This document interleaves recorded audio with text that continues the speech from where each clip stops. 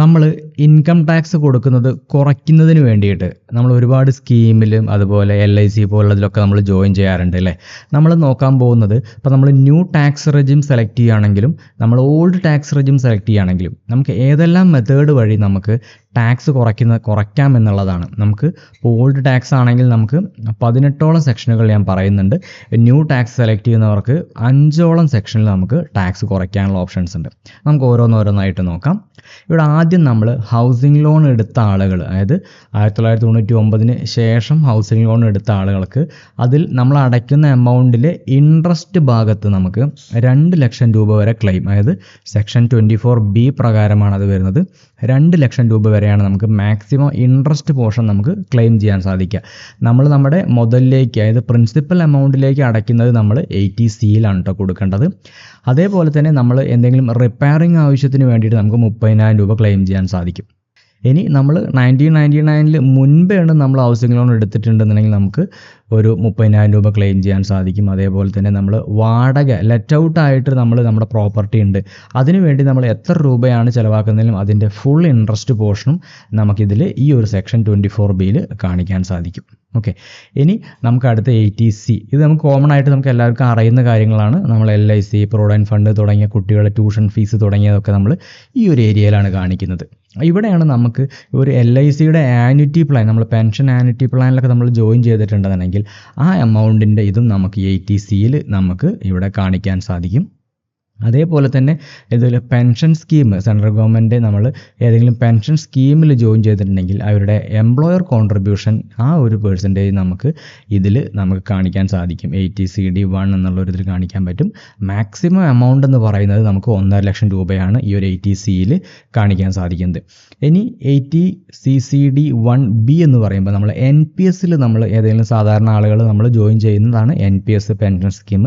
ഇതിൽ ജോയിൻ ചെയ്തിട്ടുണ്ടെങ്കിൽ നമുക്ക് ഒരു 50,000 രൂപ അഡീഷണൽ ആയിട്ട് നമുക്ക് ഈ ഒരു സെക്ഷനിലും കാണിക്കാൻ സാധിക്കും. അപ്പോൾ അതിൻ്റെ സെക്ഷനാണ് 80CCD1B എന്നുള്ളത്. ഇനി നമുക്ക് അടുത്തൊരു സെക്ഷൻ നോക്കാം, 80CCD2 എന്നുള്ളത്.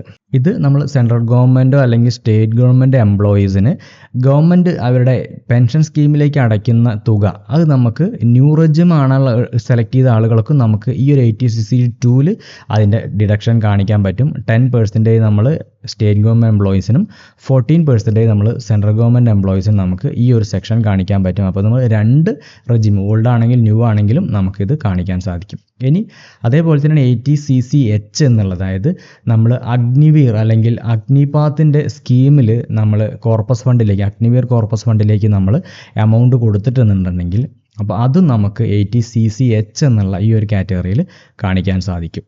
ഇനി നമ്മുടെ ഹെൽത്ത് ഇൻഷുറൻസിൽ ജോയിൻ ചെയ്ത ആളുകൾ അല്ലേ, നമ്മളിപ്പോൾ ഹോസ്പിറ്റൽ കേസിനൊക്കെ വേണ്ടി നമ്മൾ ഹെൽത്ത് ഇൻഷുറൻസ് എടുക്കുമല്ലോ. അപ്പോൾ ഇതിൽ നമുക്ക് 25,000 രൂപ സാധാരണക്കാർക്കും, ഇനി സീനിയർ സിറ്റിസൺ ആണെങ്കിൽ 50,000 രൂപ നമ്മൾ ഹെൽത്ത് ഇൻഷുറൻസിൻ്റെ പ്രീമിയമാണ് പറയുന്നത്. അപ്പോൾ ഈ എമൗണ്ട് നമുക്ക് കാണിക്കാൻ സാധിക്കും. അതേപോലെ 5,000 രൂപ നമുക്ക് പ്രിവെൻറ്റീവ് ഹെൽത്ത് ചെക്കപ്പിലും നമുക്കിവിടെ കാണിക്കാൻ പറ്റും. ഇത് നമുക്കും കാണിക്കാൻ പറ്റും. അപ്പോൾ നമ്മുടെ പാരൻസിന് വേണ്ടിയിട്ട് നമ്മൾ ഇതേപോലെ ഹെൽത്ത് ഇൻഷുറൻസ് എടുത്തിട്ടുണ്ടെങ്കിൽ അവർക്കും നമുക്ക് ഇതേപോലെ 25,000 രൂപ, അല്ലെങ്കിൽ സീനിയർ സിറ്റിസൺ ആണ് പാരൻസ് ഉണ്ടെങ്കിൽ 50,000 രൂപ നമുക്ക് കാണിക്കാൻ പറ്റും. ഓക്കെ, അതേപോലെ തന്നെയാണ് ഇപ്പോൾ നമ്മൾ ഇൻഷുറൻസ് എടുക്കാത്ത ആളുകൾക്ക് ഏതെങ്കിലും മെഡിക്കൽ എമർജൻസി, നമ്മൾ ഹോസ്പിറ്റലൈസും കാര്യങ്ങളൊക്കെ ആയിട്ടുണ്ട് എന്നുണ്ടെങ്കിൽ നമുക്ക് 50,000 രൂപ നമുക്കോ അല്ലെങ്കിൽ നമ്മുടെ കുട്ടികൾക്കോ ഡിപ്പെൻഡൻ്റ് ആയിട്ടുള്ള ആളുകൾക്കോ വൈഫിനൊക്കെ അഡ്മിറ്റ് ആയിട്ടുണ്ടെങ്കിൽ നമുക്ക് ഇവിടെ നമുക്ക് ഒരു 50,000 രൂപ നമ്മുടെ മെഡിക്കൽ എക്സ്പെൻസസിൽ കാണിക്കാൻ പറ്റും. അതേപോലെ തന്നെ നമ്മുടെ പാരൻസ് ഇതേപോലെ ഹോസ്പിറ്റലൈസ് ആയിട്ടുണ്ടെങ്കിൽ നമുക്ക് അവർക്കുടെ ഇതിന് നമുക്ക് 50,000 രൂപ നമുക്ക് കാണിക്കാൻ പറ്റും. അപ്പോൾ പാരൻസിൻ്റെ ഇൻഷുറൻസ് ആണെങ്കിൽ നമുക്ക് മാക്സിമം കാണിക്കാൻ പറ്റുന്ന എമൗണ്ട് 50,000 ആണ് സീനിയർ സിറ്റിസൺ, അല്ലെങ്കിൽ 25,000 ആണ്. മെഡിക്കൽ എക്സ്പെൻസ് ആണെങ്കിൽ നമുക്ക് ഇതേപോലെ 50,000 രൂപ മാക്സിമം കാണിക്കാൻ സാധിക്കും.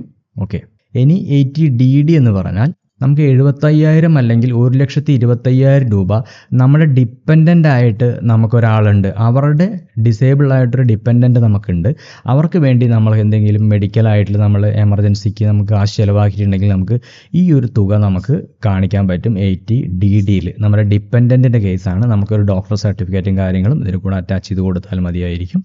ഓക്കെ, ഇനി നമുക്ക് അടുത്തത് 80DDB എന്ന സെക്ഷൻ നോക്കുകയാണെങ്കിൽ നമുക്ക് സാധാരണ ആളുകൾക്ക് 40,000 രൂപയും സീനിയർ സിറ്റിസൺ ആണെന്നുണ്ടെങ്കിൽ നമുക്ക് 1,00,000 രൂപയും നമുക്ക് ക്ലെയിം ചെയ്യാൻ സാധിക്കും. അതായത് നമുക്ക് വല്ല ഡിസീസസ്, നമുക്ക് സ്പെഷ്യലായിട്ടുള്ള ക്യാൻസർ, പാർക്കിൻസൺസ്, കിഡ്നി ഫെയിലിയർ തുടങ്ങിയ ഈ രീതിയിലുള്ള ഏതെങ്കിലും അസുഖമുള്ള വ്യക്തികളാണെന്നുണ്ടെങ്കിൽ നമുക്കോ അല്ലെങ്കിൽ നമ്മുടെ ഡിപ്പെൻഡിനോ വേണ്ടി നമ്മൾ കാശ് ചിലവാക്കിയിട്ടുണ്ടെങ്കിൽ നമുക്ക് 40,000 അല്ലെങ്കിൽ 1 lakh വരെ സീനിയർ സിറ്റിസന് ക്ലെയിം ചെയ്യാൻ പറ്റുന്ന ഒരു സെക്ഷനാണ് 80DDB എന്നുള്ള ഈ ഒരു സെക്ഷൻ. അപ്പോൾ ഇതേപോലെ സ്പെഷ്യൽ ഡിസീസസിന് മാത്രമായിരിക്കും നമുക്ക് ഈ ഒരു ക്ലെയിം ചെയ്യാൻ പറ്റുന്നുള്ളൂ കേട്ടോ. ഓക്കെ, ഇനി നമുക്ക് അടുത്തൊരു സെക്ഷൻ നോക്കാം. 80E എന്ന് പറഞ്ഞു കഴിഞ്ഞാൽ ഇപ്പം നമുക്കോ അല്ലെങ്കിൽ നമ്മുടെ റിലേറ്റീവിന് വേണ്ടിയിട്ട് നമ്മളൊരു ഹയർ എഡ്യൂക്കേഷൻ്റെ ലോൺ എടുത്തിട്ടുണ്ടെന്നുണ്ടെങ്കിൽ അതിൻ്റെ ഇൻട്രസ്റ്റ് പോർഷൻ നമുക്ക് ഇവിടെ കാണിക്കാൻ സാധിക്കും. അതേപോലെ തന്നെ 80EE എന്ന് പറഞ്ഞു കഴിഞ്ഞാൽ നമ്മൾ 2016-നും 2017-നും ഇടയിൽ നമ്മൾ ഇത് ഹോം പ്രോപ്പർട്ടി, റെസിഡൻഷ്യൽ പ്രോപ്പർട്ടിയൊക്കെ എടുക്കാൻ വേണ്ടിയിട്ട് നമ്മൾ ലോൺ എടുത്തിട്ടുണ്ടെന്നുണ്ടെങ്കിൽ അതിൻ്റെ ഇൻട്രസ്റ്റ് പോർഷനിലേക്ക് നമുക്ക് അടച്ച തുകയിൽ 50,000 രൂപ നമുക്ക് ക്ലെയിം ചെയ്യാൻ പറ്റുന്ന ഒരു ഇതാണ് നമുക്ക് 80EE എന്ന് പറയുന്ന ഈ ഒരു പോർഷൻ. അതേപോലെ തന്നെ 80EEA എന്ന് പറഞ്ഞു കഴിഞ്ഞാൽ നമുക്കതിൻ്റെ പീരീഡ് 2019 മുതൽ 2022 വരെ, ഈ ഒരു സമയത്ത് നമ്മൾ പ്രോപ്പർട്ടി ഏതെങ്കിലും മേടിച്ചിട്ടുണ്ടെന്നുണ്ടെങ്കിൽ അതിൻ്റെ ഇൻട്രസ്റ്റ് നമുക്ക് 1,50,000 രൂപ വരെ നമുക്ക് ക്ലെയിം ചെയ്യാൻ പറ്റും. ഇവിടെ നമുക്ക് രണ്ടും 80EEയും 80EEAയും ഒരുമിച്ചിട്ട് രണ്ടും കൂടി നമുക്ക് 2,00,000 ക്ലെയിം ചെയ്യാൻ പറ്റില്ല. ഇതിൻ്റെ ടൈം പീരീഡ് നോക്കിയിട്ട് അത് വെച്ചിട്ട് നമുക്കിത് ക്ലെയിം ചെയ്യാൻ പറ്റും. ഇതിൽ നമുക്ക് 1,50,000 രൂപ നമുക്ക് മാക്സിമം നമുക്കിവിടെ ക്ലെയിം ചെയ്യാൻ പറ്റും. അതേപോലെ തന്നെയാണ് നമുക്ക് അടുത്തത് 80EEB എന്ന് പറഞ്ഞു കഴിഞ്ഞാൽ നമ്മൾ ഏതെങ്കിലും ഇലക്ട്രിക്കൽ കാറോ സ്കൂട്ടറൊക്കെ മേടിച്ചിട്ടുണ്ട് 2019-നും 2023-നും ഈ ഒരു പീരീഡിൻ്റെ ഇടയിൽ നമ്മൾ ഏതെങ്കിലും മേടിച്ചിട്ടുണ്ടെങ്കിൽ അതിൻ്റെ ഇൻട്രസ്റ്റിലേക്ക് നമുക്ക് 1,50,000 രൂപ വരെ നമുക്ക് ക്ലെയിം ചെയ്യാൻ സാധിക്കും. ഇനി നമ്മൾ ആർക്കെങ്കിലും ഡൊണേഷൻസ് കൊടുത്തിട്ടുണ്ട്, ഇപ്പോൾ ചാരിറ്റബിൾ ട്രസ്റ്റിനോ അല്ലെങ്കിൽ ഏതെങ്കിലും ചീഫ് മിനിസ്റ്റർ ഫണ്ടിലേക്കൊക്കെ നമ്മൾ ഡൊണേഷൻസ് കൊടുത്തിട്ടുണ്ടെങ്കിൽ ഇത് ഓൺലൈൻ ഡൊണേഷൻ ആണെന്നുണ്ടോ, നമ്മൾ ക്യാഷ് ആയിട്ടാണ് ഡൊണേഷൻ കൊടുത്തിട്ടുണ്ടെങ്കിൽ നമുക്ക് മാക്സിമം 2,000 രൂപയാണ് ഇവിടെ കാണിക്കാൻ പറ്റുള്ളൂ.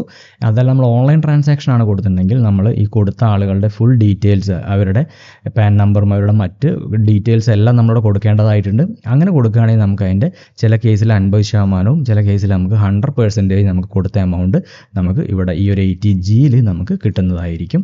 ഇനി നമുക്ക് അടുത്തത് നോക്കണം 80GG എന്ന് പറഞ്ഞു കഴിഞ്ഞാൽ ഇപ്പോൾ നമുക്ക് കിട്ടുന്ന സാലറിയിൽ HRA എന്നൊരു കമ്പോണൻ്റ് ഇല്ലാത്ത ആളുകൾ, അതേപോലെ സെൽഫ് എംപ്ലോയിഡ് ആയിട്ടുള്ള ആളുകൾക്ക് അവർക്കൊരു HRA ആയിട്ട് നമുക്ക് 80GGയിൽ ഇപ്പോൾ 5,000 മാസം വെച്ചൊരു 60,000 രൂപയോ അതല്ലെങ്കിൽ ഇതിനൊരു കാൽക്കുലേഷൻസ് ഉണ്ട്. നമ്മുടെ ചാനലിൽ ഇതിനായിട്ടൊരു വേറൊരു വീഡിയോ ഞാൻ ചെയ്തിട്ടുണ്ട്. അപ്പോൾ ഈ പറയുന്ന 3 കാര്യങ്ങളാണ് അതിൽ പറയുന്നത്. അപ്പോൾ ആ വീഡിയോ കാണുകയാണെങ്കിൽ കുറച്ചുകൂടി ക്ലാരിറ്റി കിട്ടും കേട്ടോ. അതിൻ്റെ ലിങ്ക് ഞാൻ താഴെ കൊടുക്കാം. അപ്പോൾ ഈ രീതിയിൽ നമുക്ക് ക്ലെയിം ചെയ്യാനാണ് 80GG എന്ന് പറയുന്നത്. ഇനി 80GGA എന്ന് പറയുന്നത് നമ്മൾ ഡൊണേഷനാണ്, നമ്മൾ സയൻറ്റിഫിക് റിസർച്ചിന് വേണ്ടിയിട്ടോ അല്ലെങ്കിൽ സോഷ്യൽ സയൻസ് അല്ലെങ്കിൽ സ്റ്റാറ്റിസ്റ്റിക്കൽ റിസർച്ച് അങ്ങനെ ഈ രീതിയിൽ ഏതെങ്കിലും ആവശ്യത്തിന് നമ്മൾ ഡൊണേഷൻസ് കൊടുത്ത ആളാണെന്നുണ്ടെങ്കിൽ ആ ഒരു സെക്ഷൻ നമുക്ക് 80GGയിൽ നമുക്ക് ആ എമൗണ്ട് കാണിക്കാൻ പറ്റും. ഇനി നമുക്ക് 80GGC എന്ന് പറഞ്ഞു കഴിഞ്ഞാൽ നമ്മൾ ഏതെങ്കിലും പൊളിറ്റിക്കൽ പാർട്ടിക്ക് എമൗണ്ട് കൊടുത്തിട്ടുണ്ട് അല്ലെങ്കിൽ ഇലക്ട്രൽ ട്രസ്റ്റിനൊക്കെ വേണ്ടി നമ്മളൊരു തുക കൊടുത്തിട്ടുണ്ട്, ഡൊണേഷൻ കൊടുത്തിട്ടുണ്ടെന്നുണ്ടെങ്കിൽ നമുക്കത് കാണിക്കാൻ സാധിക്കും. ഫുൾ എമൗണ്ട് നമുക്ക് കാണിക്കാൻ സാധിക്കും. ഇനി 80TTA അല്ലെങ്കിൽ 80TTB എന്ന് പറഞ്ഞു കഴിഞ്ഞാൽ നമ്മൾ നോൺ സീനിയർ സിറ്റിസൺസ്, അത് 10,000 രൂപ നമ്മൾ ബാങ്കിൽ SBI അക്കൗണ്ടിനൊക്കെ നമുക്ക് ഇൻട്രസ്റ്റ് കിട്ടിയിട്ടുണ്ടെന്നുണ്ടെങ്കിൽ നമുക്കൊരു 10,000 രൂപ നമുക്ക് സാധാരണക്കാർക്കും 50,000 രൂപ നമുക്ക് സീനിയർ സിറ്റിസനും കാണിക്കാൻ പറ്റുന്നതാണ്. ഇനി ലാസ്റ്റ് നമ്മുടെ 80U എന്ന് പറഞ്ഞു കഴിഞ്ഞാൽ നമ്മൾ ഏതെങ്കിലും ഡിസേബിൾഡ് പേഴ്സണ് അവരുടെ മെഡിക്കൽ ആവശ്യങ്ങൾക്ക് വേണ്ടിയിട്ട് പൈസ ചിലവാക്കിയിട്ടുണ്ടെങ്കിൽ 75,000 രൂപയും, അത് സിവിയർ കണ്ടീഷനൊക്കെ ആണെങ്കിൽ നമുക്ക് 1,25,000 രൂപയും നമുക്ക് കിട്ടും. അതിന് ഡോക്ടർ സർട്ടിഫിക്കറ്റ് കൊടുത്താൽ മതി. അപ്പോൾ ഇതൊക്കെയാണ് നമുക്ക് ക്ലെയിം ചെയ്യാൻ പറ്റുന്ന കാര്യങ്ങൾ. 2,50,000 രൂപ വരെയാണ് നമുക്ക് ഓൾഡ് റെജിമിൽ ടാക്സ് കൊടുക്കാതെ, 3,00,000 രൂപ വരെ ന്യൂ റെജിമിൽ. അപ്പോൾ നമ്മുടെ വീഡിയോ ഹെൽപ്ഫുൾ ആയെന്ന് വിശ്വസിക്കുന്നു. Thanks for watching.